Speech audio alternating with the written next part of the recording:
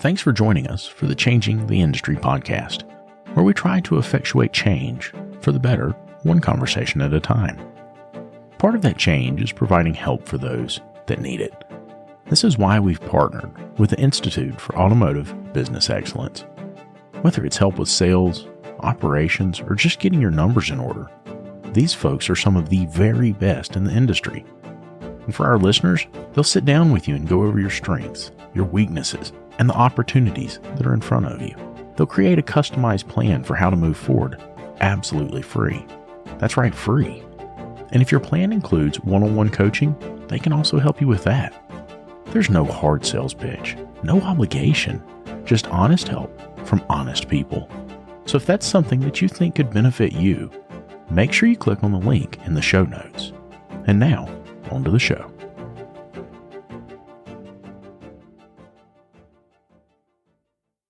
Now talk, see if you can hear yourself a little bit better. Let's see if I can hear myself. Yeah, a little bit better. It's a little louder. Okay, good deal. It's not going to be super loud. Yeah. Because of the echo in the room. Okay. If we keep the volume really low and we just talk into the mics and post, it sounds great. Right. Yeah, no blankets. What the hell? I know, right? Where's the blankets at, man? We thought about it. We were looking into panels that we could ship. The cost of the panels wasn't too bad, but then lugging them around or shipping them from place to place. And we do, 4 or 5 events a year that we record from.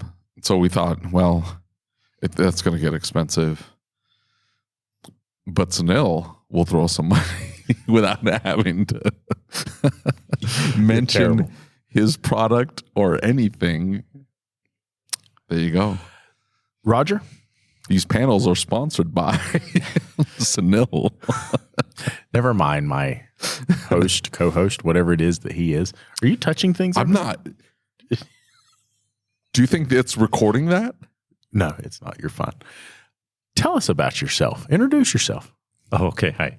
Hey, Lucas. Roger Lanctot. I'm Director of Connected Mobility at TechInsights. So we're a market research consultancy where we're advising automakers and suppliers to the industry, everybody from semiconductor companies through wireless carriers, tier 1s, tier 2s, software developers and integrators, about how to bring products to market and what the adoption rates are going to be, what are the revenue opportunities, what are the regulatory challenges. Those are the things we look at. I'm kind of a connected car, I hate to use the word guru, but that's my space, that's my world. And it has been a little unusual. This event has been recommended to me by several executives over the years, and this is the first time I've been invited, and I'll be giving a keynote tomorrow.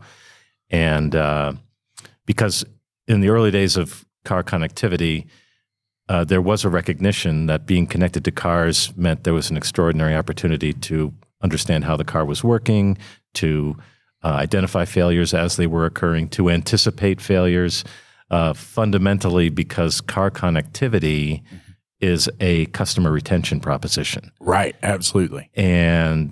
But not every automaker has figured out how to connect those dots. So I'm in the large volume passenger vehicle industry. So I'm not in the fleet business. Okay. And those guys understand things a whole lot better because they have issues with compliance and uptime and everything else. The automotive industry historically has just said, here's your car, see you later. Right. The automakers sell the cars to the dealers and the dealers sell the cars to the customer, but the automaker thinks they own the relationship with the customer, which creates a huge conflict and challenge. So it's something I've been looking at over the years, which is why, I've given a lot of talks about the importance of tires, right? Yeah. Huge consumable and a huge way to bring the customer in so you can look at all the other stuff on the vehicle and perhaps get it taken care of. But I work in a broken industry, basically. I know that a lot of people kind of resonate with that. And so a few years ago, I got invited to this show for the first time in Charlotte, North Carolina. I was invited through what is now ASTA, or the Automotive Service and Tire Alliance in North Carolina. And they wanted to have a shop owner panel. And so I sat on that panel, and as I'm there, I'm like, this is crazy. there's a lot of stuff. There's a major disconnect between the OE, the tool manufacturers, the part manufacturers, shop owners, and technicians. And the problem is that the shop owners and the technicians and the service advisors really just don't get it, right? They don't really understand what goes into not only the data that they get, but the process of which a car comes to market and the data that is collected within that car. They don't understand. And so we started coming back year after year. And I think one of the most monumental things the entire time we've been here is last year we talked about connected tires, right? And you mentioned tires. And I'm like, holy cow, I would have never thought of that, right? So tell us a little bit. You're in the analytics, you're in the data. What type of data? How does it apply to us as shop owners? So everybody knows that when you bring your car in, certainly your internal combustion vehicle, there's a port in that car that you can plug into to get the data you want. And so the industry, it seems like, just became aware of this maybe 15 years ago, even though obviously, Snap-on and Bosch have been at it for years, delivering those diagnostic systems for dealers. Although the broader context here is those codes weren't all, necessarily available from the OEMs. But what emerged over the past 15 years was a lot of organizations like Automotive, IO6 and some others that were basically hacking into cars through the firewall to get beyond the basic OBD2 codes, to get the deeper, variety, the full scope of vehicle data that was in there. Okay. And there was all this talk from McKinsey talking about there's an $800 billion market in vehicle data, which is, it's fine to say that, but it's another thing to understand what it takes to extract that value. And a lot of that value is in customer retention to enhance the lifetime value with the consumer. Okay. So we've taken more effort in the industry over the past 15 years to get that data, to understand what that data means, to put it to work to take care of the customer. The OEMs have more tools in place. Cox Automotive has been a huge player, but there are other third parties, smaller outfits. Many of them are getting bought up, like Automotive Mastermind, it's like a 9-figure deal. Not a huge company, but the perception is they're tapping into that data and the access and control of that customer and taking care of their vehicle.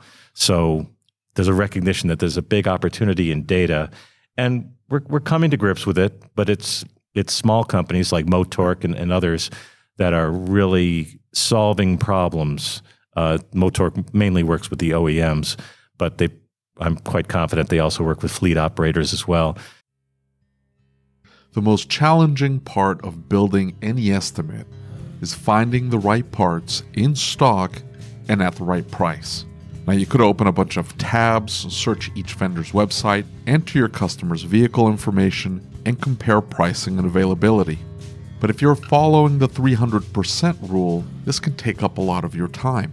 That's why Lucas and I both use Parts Tech at our shops. It's one website to see an unlimited number of parts and tire vendors. With one click, we can import parts and order them from multiple vendors all at once. And here's the best part. Parts Tech is absolutely free to use, and your shop management system is probably already able to connect with it. To get started, just click the link in the show notes or go to partstech.com/podcast. That's partstech.com/podcast.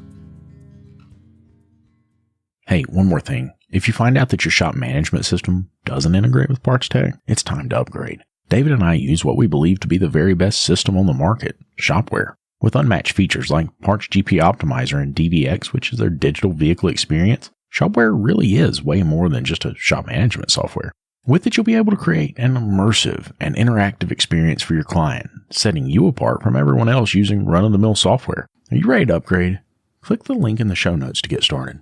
To tap into that data stream and sort of be the OBD whisperers, to extract the value from that data.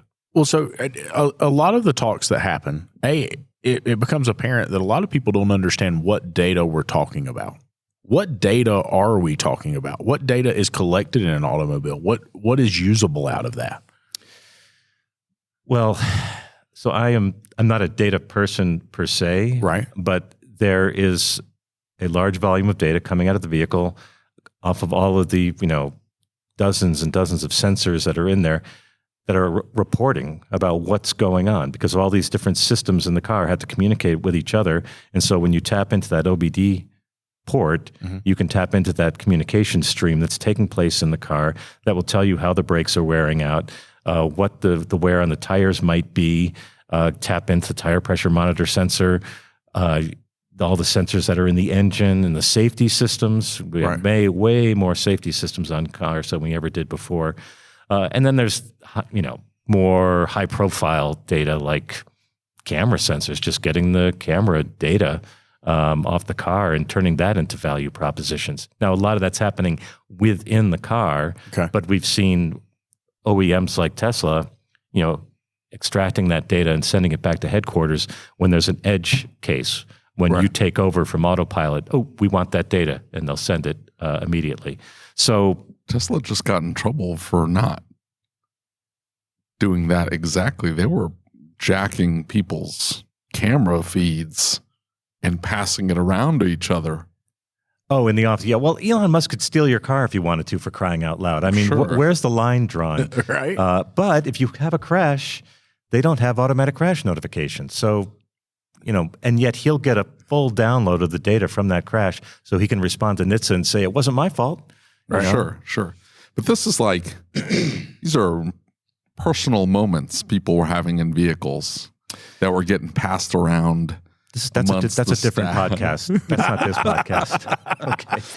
We're talking when about. You say connected vehicle, though, I mean, the people that are going to be listening to this are going to get freaked out. I'm just telling you. Well, right okay. now, Well, this is the other fundamental flaw in our industry, which is you and I and everybody is like connected car. What are you talking about? I've got a connectivity module in my car. You mean like my phone? Yes, exactly like your phone. I'm really not interested in that. I don't know. Not too many people probably tune into this in the Sopranos episode, but there's that scene where he kills his cousin or his or whatever in the Cadillac Escalade and crashes the car, and you're thinking, oh my God, the police are going to arrive any minute. But if you go back one episode, Tony's saying, I had that tracking stuff removed right away. Forget about that. Right. But yeah, how do you think they caught the Boston Marathon bombers? They had a Mercedes with telematics, and they tracked them down. Really? Sure. I did not know that. But consumers, so this is a problem the industry has. The average consumer either isn't aware or isn't interested or doesn't want to pay for it. And so Toyota just offered 10 years free connectivity with their connected car systems because they recognize that data is really valuable to them. Yes. The fact that you have to tell a company that data is valuable is insane to me. From a consumer standpoint, though, I'm going to have a problem if I get into the vehicle and I look up and there's that little sticker that they put in there going, hey, by the way, this vehicle's connected to the mothership all the time. It's about to get a whole lot worse because in Europe, they've mandated driver monitoring. So the Euro NCAP standards require driver monitoring in the car. Europeans will probably welcome that and enjoy it. I'm not so sure about that. Me as an American, a freedom-loving American, have a problem with that. If you want to take your hands off the wheel with Super Cruise from GM, you're going to have to come to terms with they're watching you. That's just a given. And you have to have an OnStar subscription. And people love that application, so there's your trade-off. Do people love that application? That's what they say the research says, and it tracks the determining factor is, does it drive like a human would drive, and it's fairly smooth, and that's the key. Sure. And they look happy on the commercials. Are you finding that people are more open to? They're happier on Ozempic, but they're also happy with Super Cruise. Right. Well, that's the key. It's like, hey, just let go of the steering wheel. But take these drugs before you get in there. Then you don't have to worry about a thing. Are you finding that consumers are welcoming this shift?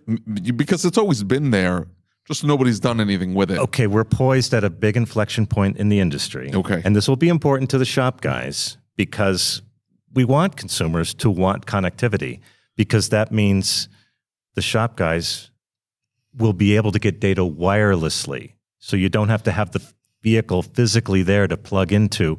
You'll be able to potentially get the data through the OEM from the wireless connection in the car. Assuming the OEM wants to share the information. Mini's had this forever. You pull up to a Mini, they've got telematics, they've got... BMW, I'm a BMW, I don't know, addict, whatever. I'm sorry. My name's Roger. I'm a BMW addict. So I know they're getting all the data on my car, and I know, so it's way beyond... It when you pull it up. Yeah, they've got... So it's way beyond just... You've gone beyond a certain number of miles, so you've got to change the transmission fluid or brake fluid or whatever it is. This is trouble codes, anticipating failures. Sure. And which in a way, that's what you want as a consumer. You want it. You don't want to wait till the thing fails. So what happens is BMW controls that data arbitration with the car, and they let the fixed ops guy know. He's going to get, he's probably got a website he goes to that's going to identify all the customers that have an issue. And then he's obliged to reach out to those customers to let them know, hey, it's time to come in. There's something we need to look at on your car. Yeah. And the OEs are doing this. Some of the OEs are Hyundai is doing it. OnStar is absolutely doing it. GM. Well, they're doing it specifically through apps. So it's through the embedded system in the car, not apps on the phone. No. I get that, but the information's being then fed into an app. Now it's no longer a phone call from the dealership that you don't have a good relationship with.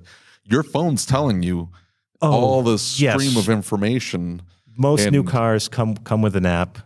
I won't get into a debate about how many people are downloading the app and using the app or paying attention to the app, or how often my BMW is asking me to re-enter my credentials on my app, and I'm like, this is not working, guys. So you're not the app guy. You don't want the app. Yeah, it should be an embedded experience, and that's what I was going to say. That's where we're going. So the big announcement from what do you mean by embedded experience? So if you're an automaker right now, you've got this Android Auto and CarPlay thing going on, and if people are using Android Auto and CarPlay, the OEM can't see what the customers are doing on that device. They can't see what they're doing in the car. Right. Yeah. And so GM, Mercedes, and others are moving in new vehicles and new systems towards an embedded experience. So that app store isn't on your phone. The app store is in the car. Okay. And the connectivity is being used for, so at the Mercedes-Benz operating system investor briefing about a month or so ago, what they were talking about was they were going to use Google Maps in the car, not Here navigation, not TomTom, not an embedded map, really a cloud, a hybrid map, basically a map coming from the cloud in your car. So because people are saying that's the experience I want. Right. Sure. Once you've done that, well, now you're connected all the time. Yeah. And now I can get all the other data that I really, really want, which is how is that vehicle performing and how is it being used? And then, it's the fraught relationship between the car makers and the dealers, letting the dealers know this is what's happening and this is, how to reach out to the customer. So we're on the aftermarket side. Yep. You can understand as an aftermarket guy, this is a big problem for me that the dealership is getting exclusive access to this information. Sure, absolutely. The debate has to be, I think the debate is, does the consumer then decide, hey, I don't want this information going to my local dealership? I don't go to my local dealership. Well, this is the Massachusetts. This is right to repair. This is the battleground. You've got that port there. You've got companies like Automotive. I guess CarShield. I can't say I'm a huge fan, but their heart is in the right place of empowering the customer with that data, and maybe even empowering, because I think there's must be at least a half dozen other aftermarket devices if you want to go the plug-in kind of a route. I think it's going to be difficult to do it with an app on a connected smartphone because it's just not going to be plugged into the CAN data, which is what you really want. If the OEs are getting all this information because they have access to it, right? They're connected to the vehicle. They're getting all this information. The decision's going to have to be, the OE has no vested interest in feeding the information that's not going to funnel them back into the car purchasing funnel. That's going to be a problem for the aftermarket. Yes, where the equity mining process is a problem for the aftermarket. It's not going to be. It is a problem. It is a challenge. It is if we assume, which I guess is inevitable, maybe a huge adoption rate. Maybe the consumer is just going to be forced to just, hey, this is going to be part of everyday life. You're going to have this vehicle completely connected. So maybe it's helpful if the aftermarket non-OEM dealer, repair channel understands what they're really up against. So the mentality, 10, 15 years ago, as I was talking about, when Cox really got serious, they bought X-Time and they bought a bunch of other, they consolidated some of these CRM companies. The mentality was that to understand thy enemy, okay, sure. Right. When you come into the dealership, if the dealer has let you know that there's something wrong because they have this data, then that customer is prepared. So as opposed to some experiences that I've had with a dealer, I go in and I want to just get an inspection or something simple, an alignment or whatever, and they come and say, well, actually, one of your struts or a mount or something like that, is needs some attention. How much is that going to be? $2,000. Yeah. And at that point, I'm like, forget about it. Yeah. I am out of here, and I'm going to that independent repair shop because I had no hint that there was a problem that serious, and so I'm just you're not going to screw me here because I know you have all these systems to capitalize and maximize your profits, because that's where they make money, is in the aftermarket and selling used cars, the new car dealers. Yeah. So I don't have an easy solution for how to compete with that, but it's only going to get more difficult because those ports are going away, as I understand it. With EVs, they don't need a port anymore. They don't need, but they sat up there today on the panel and promised the OBD port is not going away. And I think CARB compliance is going to force them to keep the OBD port there. So here's something interesting that happened in Europe when they mandated the e-call. So they mandated e-call about 5 years ago. Every car had to have a connectivity device in it. And the aftermarket guys, the independent repair shops, and the insurance companies, and the car clubs were up in arms saying, well, if that is a mandated device, then we demand access to the data coming off that device. Yeah.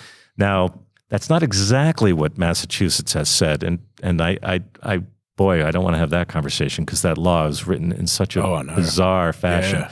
But again, their heart is in the right place. The customer should have the ability to say, I want to send this data to this destination. And there are platforms being put in place by the car companies themselves, actually, that will enable that. Because with all these privacy requirements and mandates, GDPR and California's law, there are more consent layers being put in where you would have to consent or you can control where the data is going to go. So that all sounds great in theory. The problem is nobody reads the terms of service. Nobody's going to read that. They're just going to go, bloop, I know, it's accept, true. It's and true. then move on. It's true. And then it isn't until the car's out of warranty and they want to keep the vehicle that all of a sudden they're like, hey, I need you to contact the mothership and have them start streaming the information to me. And they're like, what are you talking about? It's like they know where you've been, how often you stop, how fast you're going, every left-hand turn you've ever made. By the way, they're also watching you with the cameras inside. So one company that's kind of interesting, are you guys familiar with Smart Car? A little bit. The manufacturer, the no. smart cars? Oh, no. It's a California company, startup. You can put your VIN number in and get your own data from your car. Now, not all of it, but specific portions of it. Okay. But, who's going to do that, et cetera, et cetera. And actually, they've been sued, as I understand it, by Ford and possibly Volkswagen. But they have quite a number of OEMs on the platform. It's just they didn't get permission in every case. They just, like some of these companies, they just hacked their way in because they could. Yeah, sure. And so this is the challenge that we have. Was it Gary Keys who was talking the other day about some of the acquisition tactics that data had created from local dealers or from manufacturers to get the car back to the dealer, whether it be geofencing, right? That they were concerned about geofencing and whatnot.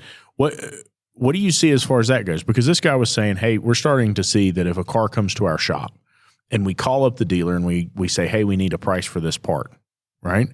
That they would take that information that they use to acquire the part pricing and information, part number, whatever, the VIN, the VIN number, and they would reach out to that client and would say, hey, that's a really expensive repair. We've got a great deal on a car for you. It's hand-to-hand combat. There's no question about it. I mean, years ago, I was I used to have a Toyota and a minivan, my wife's car, and I was in the thick of this conversation about CRM and customer retention by the dealers. And one of the service managers told me, so well, here's a Venza. It was new at the time. He said they had a crash, so they had a repair done at a third-party place, and they didn't use OEM parts, and they had a problem with it, and so they brought it to the dealer once they had the problem, and the dealer's like, "Oh wow, guess what they said? You're out of warranty. You're kind of screwed. It's going to cost you an arm and a leg."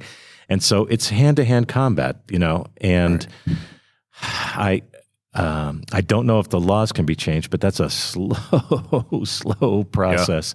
Yeah. So it is like guerrilla warfare. So it is, the only thing I can think of is aftermarket devices and maybe some aftermarket devices capturing the data stream. Yeah.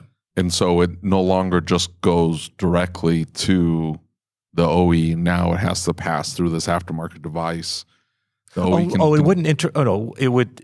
would create a parallel communication path. Okay. And so the organization that would make the device available would be the independent shop. And I shouldn't. Are there aftermarket devices that sophisticated? Yeah. Automotive just relaunched a device to do just that. Yes. And it's a plug-in. But I can't believe they're the only ones. And I can't believe Snap-on and Bosch don't have anything The problem, though, is that these devices every device I've ever seen is overly rudimentary and only feeds very basic data. Yeah. It is not... Automotive, so you should familiarize yourself with Automotive. It was founded by... It's actually, the company behind it is IO6, founded by Robert Vogt. And literally, Robert rented cars and hacked into those cars to get all the codes and get the information to create this platform. He's been doing it for, I don't know, like I said, those 12, 15 years. So he's not some Johnny-come-lately. There are a lot of aftermarket Chinese, sourced OBD devices. So there's plenty of devices. I can't believe, like I said, CarShield's the only company out there. I got to believe there must be other players that have aftermarket devices, that repair shops for their good customers could make a device available. Now there's other issues. So for example, I just got a software update in my BMW, and there was a checklist of things to do before it would initiate the update, and one of them was remove anything you've got in your OBD2 port. And I had a smart home device plugged into mine, which I had to take out. Yeah. So things can happen when you start plugging things into that port and driving around. Yeah. But I think for the most part, we've figured that out, and there are legit suppliers of devices. But you know what I'm talking about. Have you seen some devices out there? I didn't. I would have brought a list with me and been better prepared. So the one that comes to mind is there is a device that was offered by a automotive CRM company, right? And it went around and around. But the same situation. It's like overly rudimentary. Well, only P0 like generic codes. It actually had more data in it.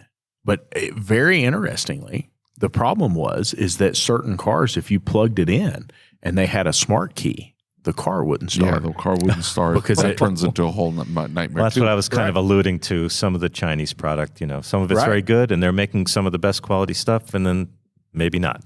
Well, my loaner cars, right? It's the loaner car fleet. I have a GPS device. Yeah, and it's got phenomenal data. It tells me how much gas is in it, tells me where it's at, how many miles it's been driven, how fast it was going. Does it have a check engine light? Does it have anything going on with it? I mean, and it's pretty fantastic data. The issue, so I had that device, the CRM one.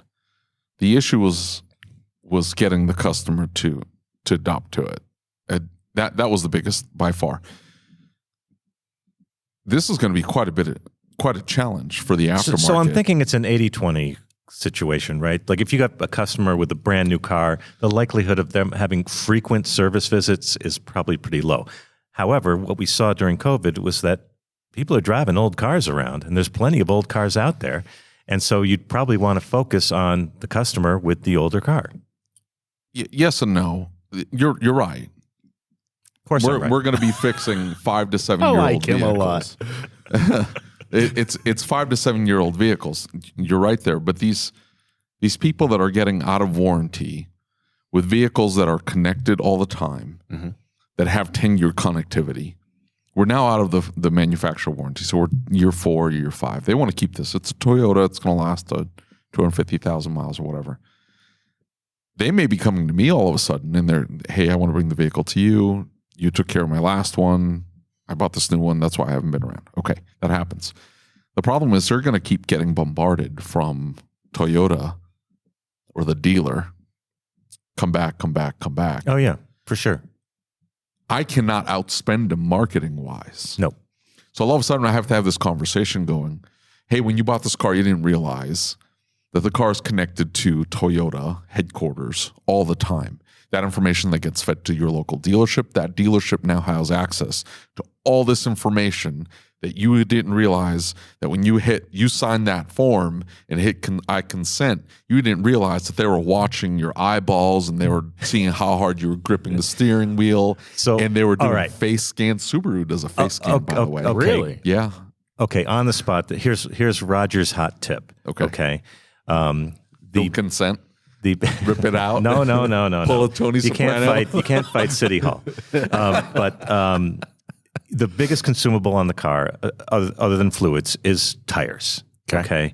And at 63 years old, I've had a lot of unpleasant experience with tires. Just going in for my vehicle inspection. Sure. And, it's like I am, the cheese brain, you realize your tires are pretty worn and you look and they are like really badly worn. Right. And it's like horrific. Like, how did that happen? Focusing on tires opens the door to everything else, because if there is bad wear on the tires, well, guess what? There's an alignment opportunity. Now, I know not everybody does alignments, but also all that rigging to get that tire where it's supposed to be has a tendency to fail. There are service opportunities there, and they're very easy to explain and understand, to say nothing of the brakes are, may well need attention.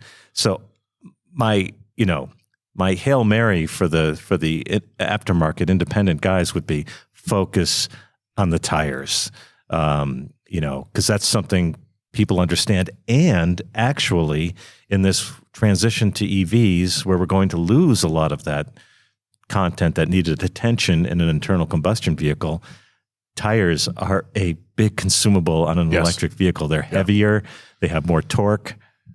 That's my little hot take for. Well, and I don't think that the average consumer, until they sit down and think about how much data is being collected about them and around them, how much is actually there, right? How much is actually coming out? I just said Subaru does a face scan. Well, I understand what I'm saying. The consumer doesn't know that. Scans your face, most shop recognizes who is sitting in that seat, and then because you're saved in in the car and going up to Subaru, the car then adjusts the seat and all that stuff to where you had to.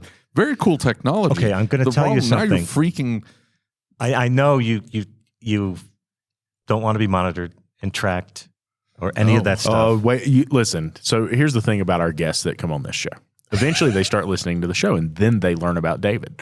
So I just want to have you back on in a couple months, and then we can really talk about that last day. Look, I've backed off the tinfoil a little bit, but this is what's going to happen. Okay, I know. Like I'm going to be driving an old vehicle for forever. Listen to me. Freaked out. Listen to me. You're going to get in a rental car someday soon, and it's going to scan you and identify you. Yeah. And you'll be credentialed to use that car, and it's going to be a security aspect to that vehicle, and it's going to know your preferred cloud resources, which will be infused into the dashboard. And so your Prime account is going to suddenly come up, and and the first time it happens to you, you're going to freak out and jump out of the car and throw the keys at the desk. And then the second time, you're going to be like, it's not that bad. This is pretty cool. You say that, but what it's going to do is flag me. Does he know? You do not. Your social credit does score he know does you? not. Have y'all been friends or something? I mean, he just really No, he doesn't. He thinks that I'm going to just accept it. What he doesn't realize is that my social credit score is going to be too low. You have shared inappropriate memes, and the car will shut off. And then just like red flashing lights will start coming at me is all I'm going to, and I'm going to get sent off to meme jail. No black helicopters? No, they won't invest that much in him. They'll just lock the car and let him die. So I mean, people talk about privacy, right? Right. Do we really think we have any privacy? I mean, you've seen. I mean, exactly. I just watched every available Dateline episode, and right away, it's like they take the person's computer and their phone, and they know everything. Right. Well, but here's the thing. Here's the thing. The first thing you said when you sat down was, we are giving up mountains of data. Yes. And nobody knows what to do with it. And you're right. Yes. That's the problem, is that we are giving up mountains of data and nobody knows what to do with it. But now they're introducing AI and it's getting out. And all of a sudden, they've got mechanisms to start identifying people, trends, patterns that before would have taken a massive amount of computing power and the right algorithm. I thought we were talking about repairing vehicles. We rarely stay on like one. Oh, okay. All right. It's going to go sideways. I promise. This is what's going to end up happening. I have to say this. Did we just take a left turn at Albuquerque? Okay. Anyway, we're in Albuquerque, so yeah, we did. That's why he said it. No, I love it. They don't know. It was very witty. He ruined it. Or maybe it was a right turn at Albuquerque. But anyway, this is very right turn. I'm just saying that all this information has now the means to be deciphered and analyzed at a speed that's never been. So the independent before. guys have to become the code whisperers. Like, I know everything about your vehicle. I know. I'm going to offer I'm going to rip all this garbage out of your car service. Well, at OEMs, I've been in meetings where some guy at OEMs where a guy raises his hand and says, "I'm the guy who, arranges to have that thing removed." For those, I mean, you can imagine there are some Mercedes, BMW customers that are like, I want the stuff out. Yeah. I don't want to get tracked. But not that you're doing anything nefarious. I'm just saying that what freaked me out, especially around COVID, and I'm in the middle of I'm in the middle. I'm the flyover state. Okay, I'm in the middle, and so I didn't think anything was going to happen in my area. But these coasts, are you in the coast? Where are you at? Are you tracking me? Virginia, outside Washington D.C. Yes. So you're at the heart here. I am from a no-vid family, wife, 3 sons, no-vid, and I've had 5 shots. 5. Okay. Just FYI. No, I'm not saying anything about COVID. I'm talking about New York wanted, I guess they rolled out an app, right? Where they wanted to verify that you had. Oh, yeah, multiple states did that, sure. Sure. That's a problem for certain parts of the country. Yes, of course. Yes, absolutely. Yes. So if you're in an independent repair shop, So I was thinking about this as I was saying it, that you could offer an aftermarket device to your customer, and your customer would be like, "I don't want you tracking me." Yeah. So but then the conversation goes, "You're being tracked right now." That's why I shifted gears to say, focus on the tires. It's the problem with the tires for some of us, for a lot of us, tires are ancillary to our core business. Okay, it's a gateway. Oh no, I understand problem. But so you start looking at these small independent repair shops. My point before was that now they can connect everything together and go, hey, you didn't get your 5th shot, so guess what? You ain't driving anywhere. You're not going to the ballpark today, son. Click anyway. But I'm saying like the change of seasons. I get those little alerts in the dashboard, right? Sure. For inflating my tires because they've gotten goofed up. And, so I'm really, because what do you have to, what am I thinking about? High frequency. Sure. Tires is a high frequency proposition. Yeah. And I finally solved that problem by going to Costco. They have an awesome tire inflation proposition that latches on. Whereas if I go, to the 7-Eleven or something and try to use their air pump, it's junk. I can't get the damn thing, to seat properly, and I'm letting air out of my tires instead of putting it in. Yeah. But I'm just from, it's a consumer perspective more than anything else. Yeah, I can see that. But what I wanted to mention specifically about the tire proposition is that a lot of small independent repair shops see tires as ancillary and not core to the business. It is in that shift. I know, and they take up space, and everybody goes to tire rack and yada, yada, yada. That becomes the problem, is that, okay, I can go after tires, but now I'm competing in a space that I don't have the marketing dollars to compete in. Yep. And so, but what I offer as a service is so far and above what the typical tire store offers. But in the consumer's mind, it's all the same. So if all of a sudden I'm going after tires, now that differentiator I had is degraded, because now I'm presenting that, hey, come to me for your tires. Don't go to Goodyear. They don't understand that I have fully equipped to handle your EV.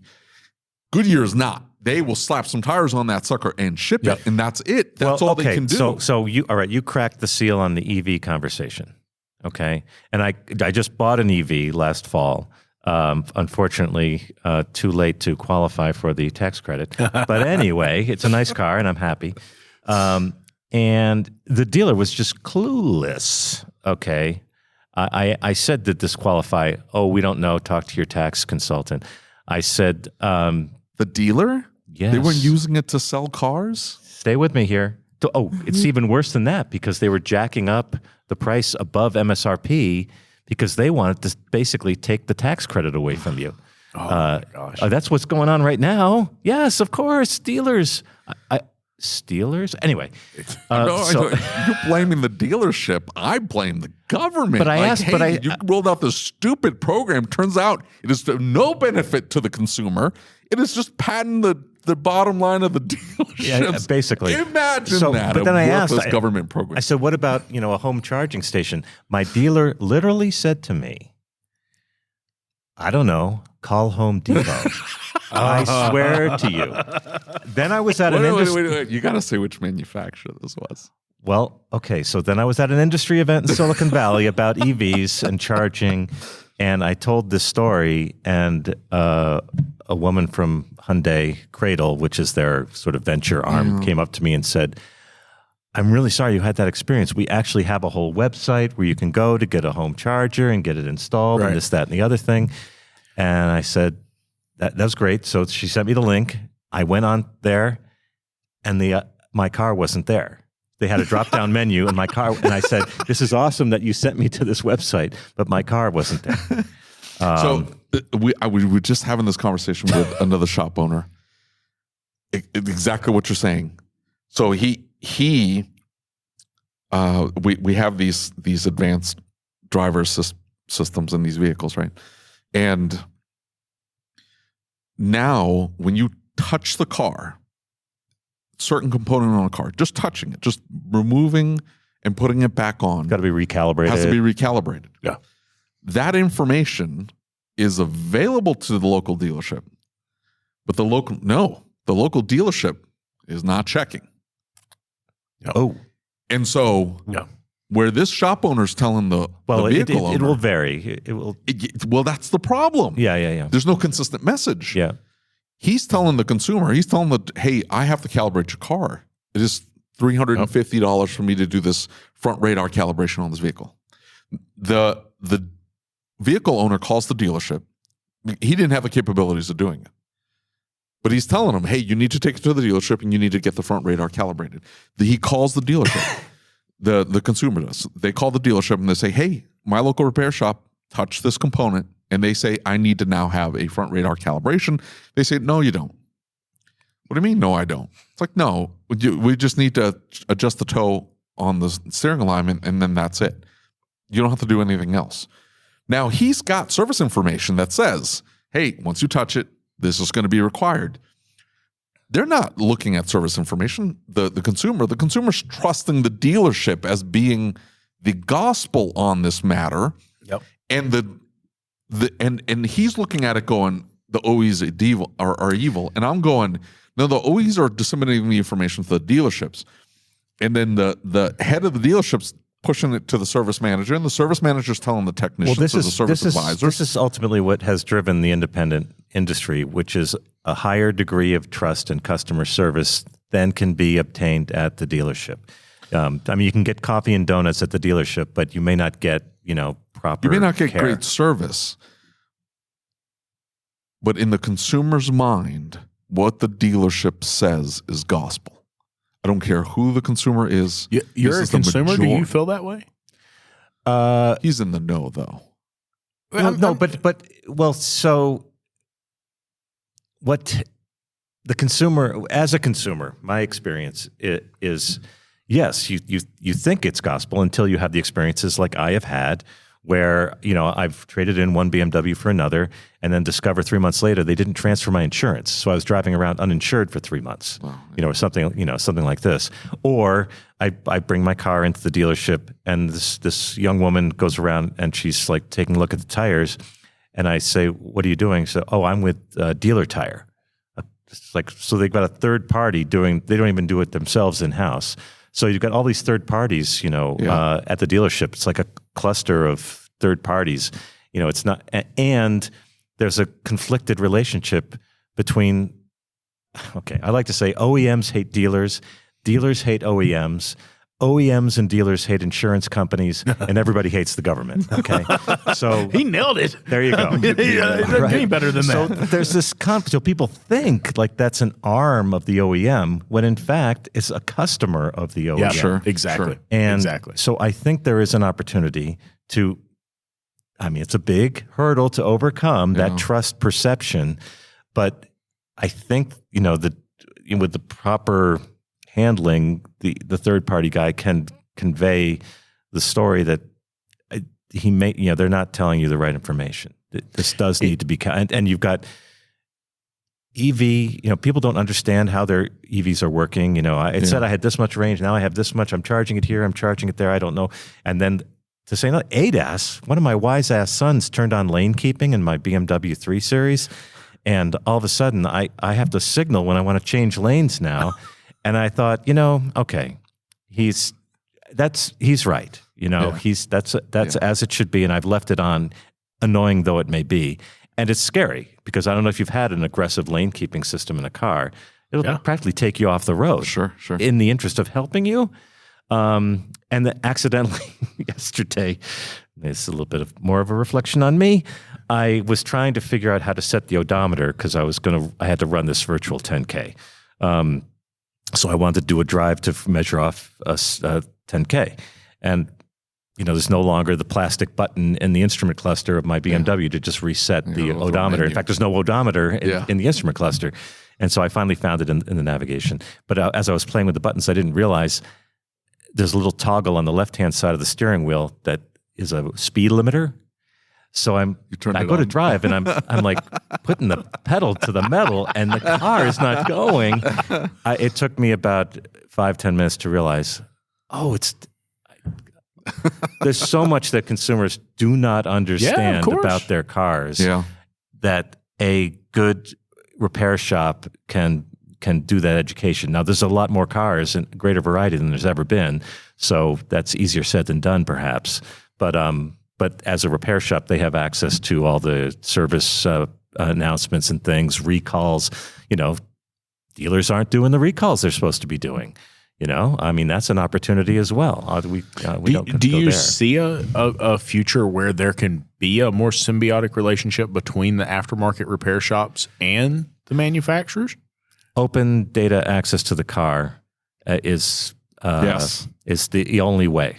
It's the only way. So yes, that jackass Massachusetts law is all fouled up in the manner in which it was written, but the intent was right. Yeah, the intent was right to give the customer access to the data, or to enable the customer to send their data to whoever they want it to go to.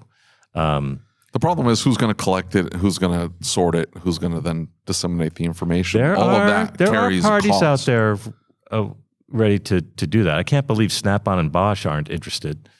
And they have a competitive... They're probably not thinking about it. And they have a whole competitive proposition they're coming to grips with, which is, the Chinese companies that are coming into their space. Yeah. And there may be an opportunity there, fraught though it may be with geopolitical implications. Yeah. It's not that simple. No. You know what we need to do is start a car company that just builds like old school, what are the Panther bodies, like the Crown Vics, old school Crown Vics. You can make it a pedal car. It's the only way you're going to get it past the no turning back. This is just like the whole. No, I don't want to hear that. We're going to go back rudimentary. It's like the AI conversation you were having, right? So, Musk is, we've got to turn in the direction of the skid, and Sundar Pichai is like, no, we've got to slow down. And, there's a couple of regulatory regimes that have been, sort of floated. But the genie's out of the bottle, right? And here's the thing is and it kind of ties back to the data, right? And this is the thing that I don't think you think about a lot, because you would rather just be ornery and pissed off about something no matter what, right? That's just who you are. But consumers will give up a lot for convenience. They will sacrifice a ton of privacy for something that's convenient. We talk about it in shops all the time. The problem is that's true right up until there are consequences to that. That's what I was talking about. I don't disagree with that. Look, again, in Denmark, I think it was Denmark, they were walking through restaurants checking people's vaccine status. Why are we going back here? What is the matter with you? This is a perfect example. Now, if you cars and data. Hold on. Now, all right, let me get this off the soft shoulder and back on the road. No. My point is, you're right. They'll give up a lot for convenience. Yeah, that happens in the wrong part of this country. Now, in Denmark, they didn't care. They were just showing the little cards. Speaking of convenience, another element that the independent repair shops are competing with is an emerging capability from the OEM dealers and others to offer remote service. Come to you service. We'll come get your car and bring it in. And we're seeing that in our area, right? We're seeing that all over North Carolina. Well, they're using it as a means to sell the car 2.5 hours away from the local dealership, because if you're 2.5 hours away from the dealer, you're not going to buy that BMW. Well, they're even doing it with service, right? We've got mobile service. Absolutely. This is coming. This is happening right now. Multiple startups are trying to bring this to market, and it exists today. It's just not widespread yet. Well, I mean, the first time you look at your phone and you've been talking to your friends about something, and you're scrolling, and all of a sudden the ads on Facebook are for what you were just talking about, right? And that only happens so many times before you go, they're listening to me. There's no way around it. So I keep telling you, look, the first time you're in a restaurant and they walk up to you and they're like, hey, show your card. And you're like, what are you talking about? Like, yeah, you didn't get the card. Like, And you're like, whoa, I'm not doing this. And then all of a sudden you get dragged off to meme jail. Here's something else. Turns out they were tracking you the whole time. And you're like, well, I don't want the convenience if they're going to throw me in meme jail. Here's something else to think about, okay? So we probably all think that roadside assistance is covered, right? You know, AAA, was it Agero, Allstate, problem solved. There's no opportunity there. Urgently, startup in Northern Virginia and McLean, they are winning OEM deals all over the place because they sort of Uber-fied roadside assistance. So you just open the app, you call for help, whether it's replacing a tire or you're a complete failure, and you can see the vehicle coming on the map to take care of you. Nobody else did that, and then they've gone beyond that as well with other value adds. Well, when something's automated, right, and that was my point of the Facebook thing, right? Or that's really smart, but that's specifically because the tow services are all offering horrible service. Well, they also a whole bunch of them, like 30 or 40% of them, shut down during COVID. So it was already bad before COVID, and then it just got worse. Well, so you get online. You see on Amazon Prime that there's this product available and you were just talking about it. What do? You end up buying it, right? Or you buy some rendition of it. So you buy it. That was super convenient. It was easy. One of the things that we don't think about is the human effect that this has, right? And so, for instance, you mentioned the tow trucks, right? I know guys who drive tow trucks. Don't forget flatbeds. Better be a flatbed if it's an EV, but go ahead. That's it. But one of the things that I have heard from some of the people that are working for some of these companies is like, hey, we're not okay with the way this is happening. I have to have a job right now. I need a job, but I don't want them to know exactly where I'm at and to be able to control me, because in the consumer's mind, it's an automated process. I'm controlling this process. And so I think back to, in some ways, what you're talking about, the perception of what it is that you're getting, right? I think we're perceiving this as something completely different. Is it changing the human mindset when it comes to service businesses? I guess what I'm trying to suggest is there are opportunities, of course, where it looks like there are none, where it looks like, okay, this is how it's always been and how it's always going to be, and there's nothing I can do. Urgently looked at roadside assistance and said, we can do this better. We can do it differently. And as what we went through COVID forced everybody to think about things differently. Of course. Sure. I mean, the boxes showing up on people's doorsteps like never before. People having food and groceries delivered to their houses. Now people are going and picking up. So that behavior bounced back a little bit. And people are, actually sitting down and eating in restaurants, but some people are still, I just want to pick it up at the curb. And there are apps emerging. It's convenient. Yeah. Right? Yeah.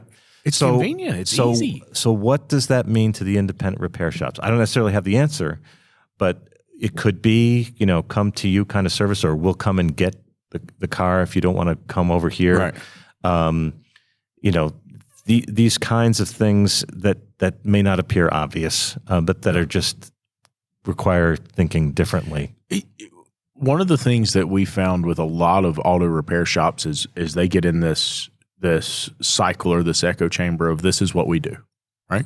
This is how we fix the car. This is how we run the business, right? And we'll go to them all the time. A shop will be in bad shape. We'll say, hey, you got to do this different. You have to do this. This is the way I've always done it. This is the way I'm going to do it. And they'll get fighting mad over it, right? They'll get upset about having to change something.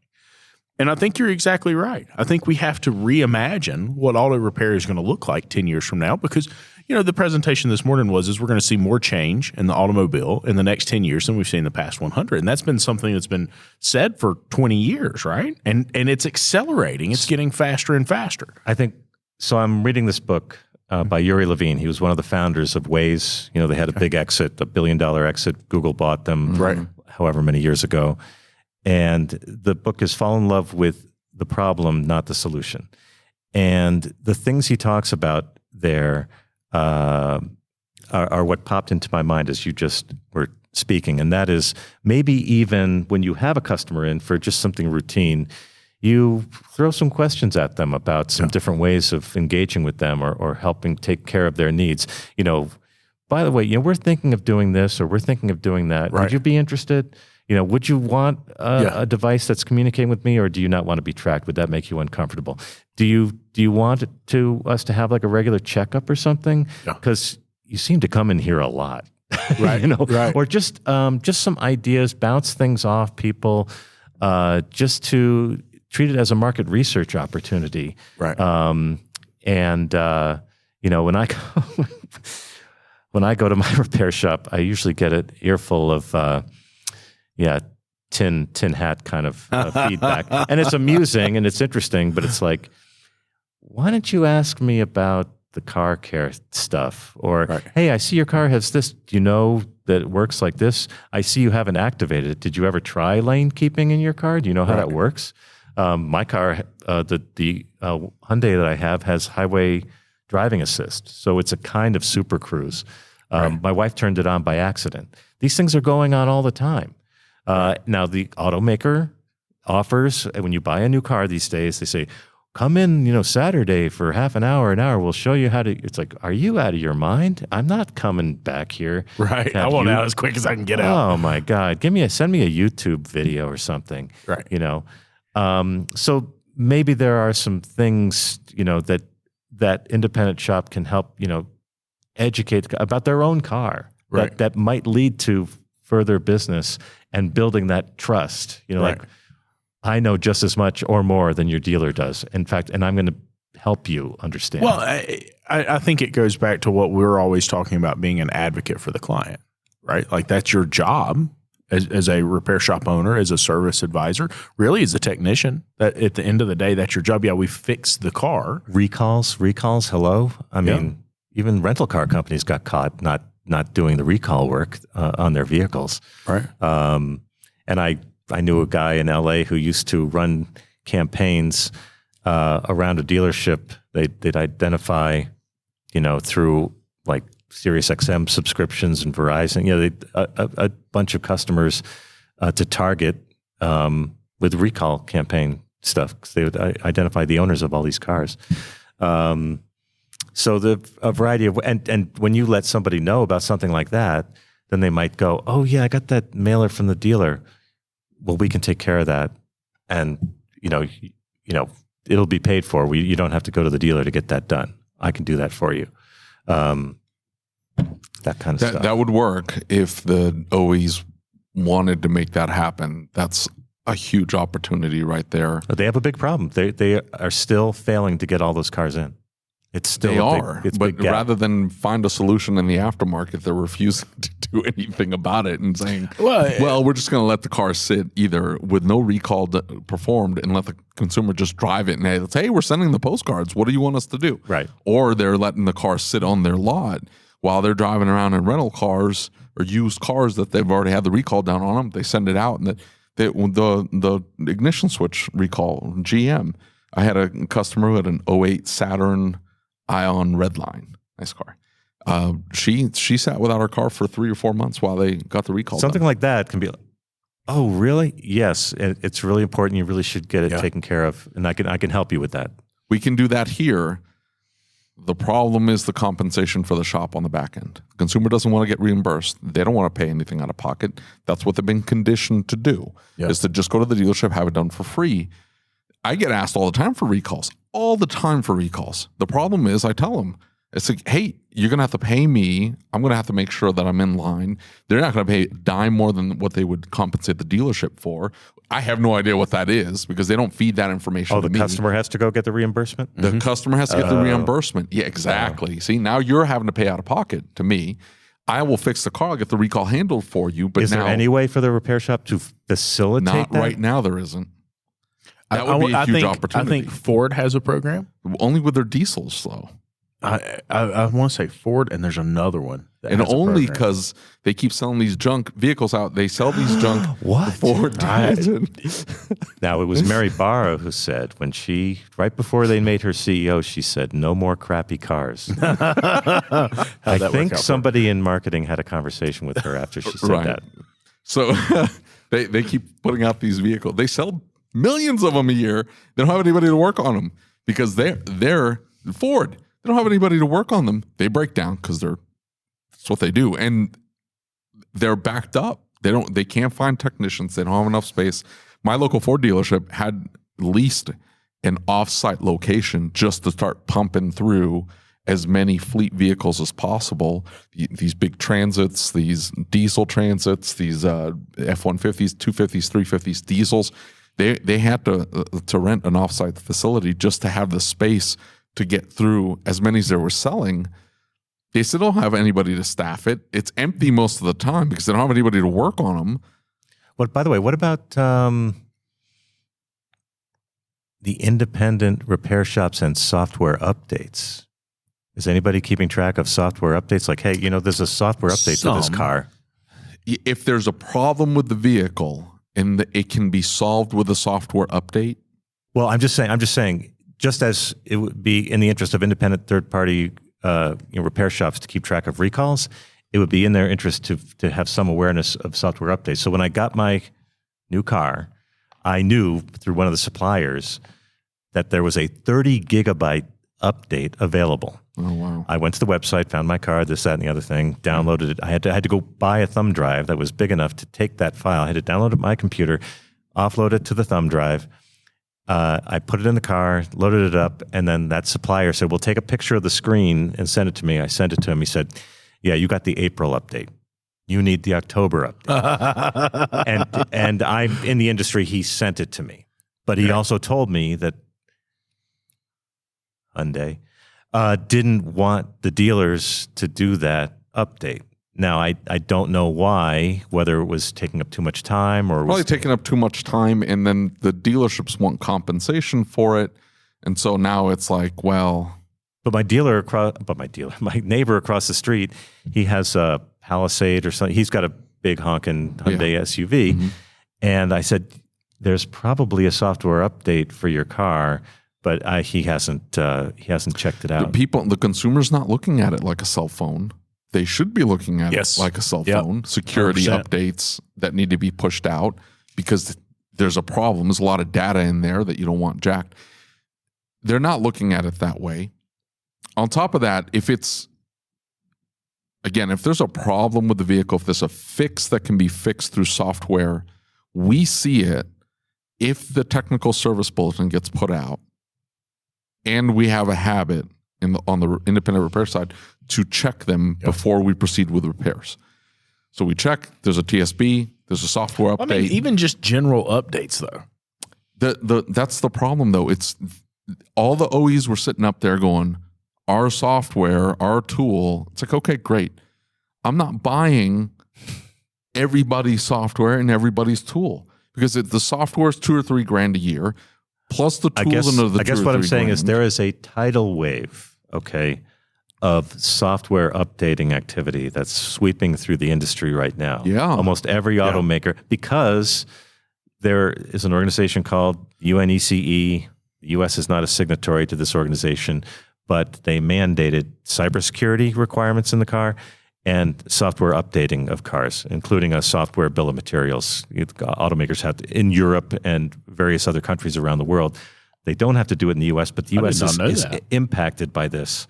And so every automaker, but of course you've heard about the software-defined car. There's so much software in the car. Sure. But software updating is becoming more or less a routine thing. The software update I got for my BMW, I was going through all the check boxes, pulling out the OBD device, and then finally the thing it said was, turn off all exterior lights. And I'm like, what are you talking about? So I lock the car, I walk away, I'm looking through the window at the screen to see if it's happening, and I tried this, must have been half a dozen times before I finally realized, you know how you leave your headlights in the auto? Yeah. It needed me to turn, as soon as I turned that off, then the software update initiated. But the point is, there's the safety systems, the infotainment system, all this stuff in the car. There's so much software updating going on, and I think there's an opportunity, even if it's just an educational trust building proposition. There's a huge opportunity. They were having a presentation earlier saying that they will be able to save in 2025, by 2025, an estimated $60 billion of warranty work is going to be removed, or is going to be able to be saved through software updates. hey, we don't have to do the warranty work anymore. We just send an over-the-air software update. Fixed. And the OEM dealers are fighting that. They want to do all of it, and the OEMs don't necessarily want that at all. A lot of it they want to just do. Now, Tesla wants you to get a Wi-Fi connection, but the point is they would rather handle that directly. And it's like this. It's going to make the dealers very aggressive. Well, it's unclear who owns the customer relationship at the end of the day. I would argue that the OEM dealer does. I'm not expecting a lot of sympathy from you for OEM dealers, right? But the average car owner is an orphan because the OEMs don't own the relationship. The dealers are fighting to own that relationship. You don't think that the relationship goes to the brand? It's supposed to. They believe it does. In my mind, it's I own a Honda. I don't own a Frank Ancona Honda. I own a Honda. But so the OEMs will say the customer owns the data. Then you would turn that Ford around and say that. Ford says it's our data. You're just... Well, that's the catechism. They have to say that. But the reality is that the customer can't get access to the data. They can get a little bit of it on a website typically, but not the rich depth of information. Who stores the data owns the data. Yeah, it's the OEM. It's right. And I can't remember who it was that we were talking to the other day, software company. And he was talking about the fact even shop management software, right? Like the value of shop management software is not in monthly subscriptions. The true value in these management softwares is the data mining and data collection and equity mining, right? Especially for new car dealers, right? That's where their interest is at. Before we started recording, I was talking to John Firm and talking about like where I grew up and the area I grew up in. There were places that didn't have running water and indoor plumbing and electricity, right? Just 15, 20 years ago. And here we are 20 years later, and data is our most valuable asset of anything, right? And it's not something you can even really put your hands on. It's not something, and so some of these older shop owners, and it's not necessarily that they're older, but they different mindset, right? I'm just going to fix the car. I'm just going to fix the car. I'm just going to fix the car. I don't think they realize how valuable that data truly is. And so if you don't understand its value and you look at why they're fighting so hard to own that data and to keep that data, and they'll create a complete campaign that says, you own this data, it's yours, and then not give it to you. I don't even know if the consumer knows how much data the car really collects. What was it? Didn't they say, I've got a slideshow on this computer somewhere. Isn't it 4 to 10 gigs of data an hour that the car collects? Oh, if you're talking about an automated vehicle, that's a test vehicle. That can be like a terabyte a week or something. I mean, just ridiculous amounts of data. But that's not transmitted over the air. That's stored on board and then offloaded with SneakerNet. But what I was going to say is, and it's not necessarily relevant totally to this conversation, but it is relevant to the data piece, which is your car is a browser. Okay, It's capturing all of your intentional behavior, and the OEMs are very much focused on capturing that information and understanding what you're doing at all times and being able to serve you up. So what the next wave of activity coming into cars is contextual advertising and marketing messages and information. So there are multiple companies working on trying to perfect this proposition, which it sort of blows my mind, because what we're talking about coming into the car now is streaming audio, streaming video, video games, and TikTok, social media. Like 13 years ago, a lot of the OEMs were lining up and putting Twitter and Facebook in the car, and then all of a sudden the light bulb went off and said, wait, Twitter and Facebook does not belong in the dashboard. Right. I mean, you have to stare at that. It's like, that doesn't make no sense. But they've gone back to the same mistake they made 13 years ago, and they're putting TikTok into the car. But if you understand that that's the thought process, then you can see how, in some respects, they've kind of taken their eye off the ball, because the conversation around X-Time and Cox and CRM 15 years ago was about bringing that customer back to the dealer, the recognition that customer retention is a multi-$100 million value proposition, warranty cost avoidance issues. Yeah. That was the core. There was a recognition of that. You want to have automatic crash notification. You want to be there when the car has a failure or a crash, because that's the lowest point of customer satisfaction and the highest point of customer defection. Right.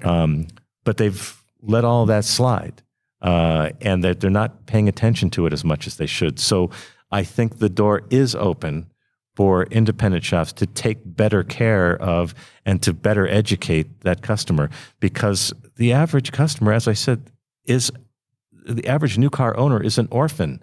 They don't have an owner that's taking care of them and educating them about what they're driving around. Yep, that's very true. Very cool. Thank you so much. Thanks. Thank you for listening to the Changing the Industry podcast. If you enjoyed the show, do us a favor and leave us a review on your favorite podcast player. And don't forget to set it to automatically download the latest episode. Our efforts with this podcast, the YouTube channel, and the Facebook group wouldn't be possible without the support of our awesome sponsors. So please take a moment, check them out by clicking on the links in the show notes.